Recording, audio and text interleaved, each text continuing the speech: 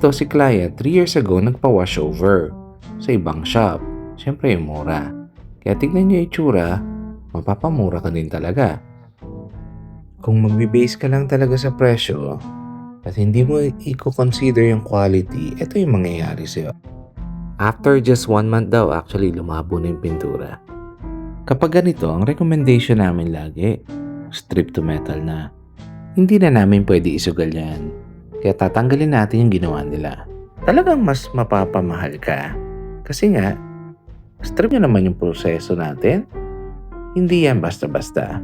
At yung resulta natin speaks for itself.